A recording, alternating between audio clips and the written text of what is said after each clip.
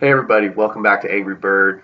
And I'm posting a lot of content lately, but it's because I'm brand new. I have no idea what I'm doing. This is my studio, which is a wall in my basement, and I'm not doing this for money. I'm just doing it for, again, like I said in the first episode, it's just kind of a recollection of the times we're in. So I want to get to a story that a friend of mine, a friend I have named Aaron, we grew up together out in California, fished, and went on some adventures together. At any rate, this guy made a comment in a story that I completely forgot about until it came into a feed, and and me and him, we talked about that before, back and forth a little bit, and just how funny it was. And if you don't know the story, it's Palessi is the name. It was a luxury brand, shoe brand. They took out an Armani out in I think it was California, LA, if I remember right.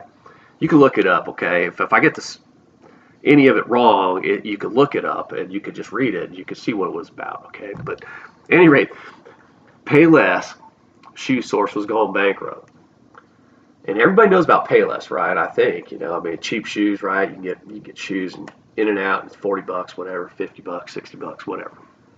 And Payless is going bankrupt, and Armani left this thing, and this guy, his last name was Palessi.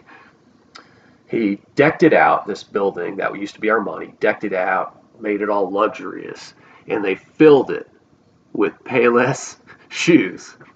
The actual shoes they sell at Payless.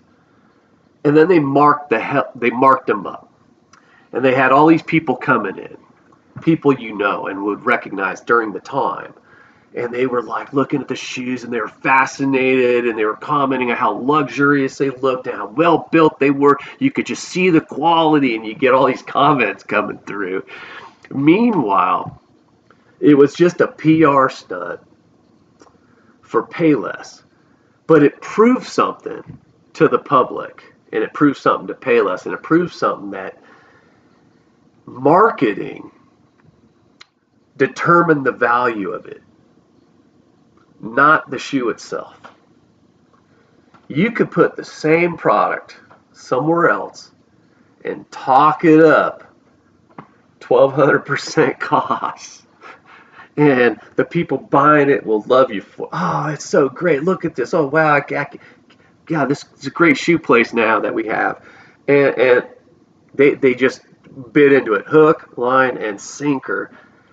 And Payless made out like bandits, I think, on it because they did it. They didn't pay the actors. They didn't pay nobody to go in there.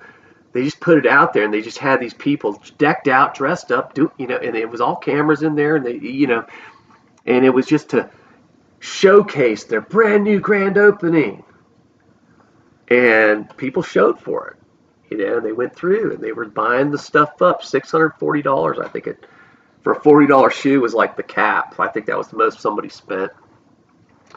But they were buying them up at these huge markups. And the reference I want you to think about when you think about that story, I want you to apply it to how you feel about society today and just how marketed everyone is into their trenches of things, into their positions, and into what they're into. Look at how branded everyone is. Team logos and clothing logos, and now brands are people. They're only behind a person or whatever.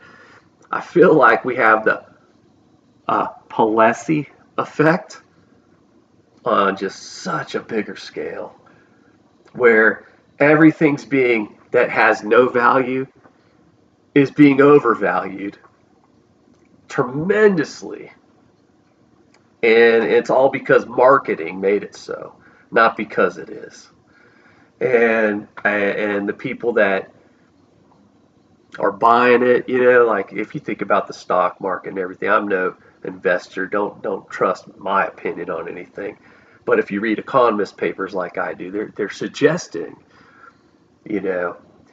just how inflated our stock prices are, and there are stocks individual out there that are overinflated, and you could just apply it to the Palessi, if I say it right. Gosh, I hope I said that right. Palessi, that Payless did, that store, and you might be able to see it. But Google that story, man. It's fascinating, and the fact that people did it and bought these expensive these shoes at that price shows you the reality of what we live in. All right, love y'all. Bye.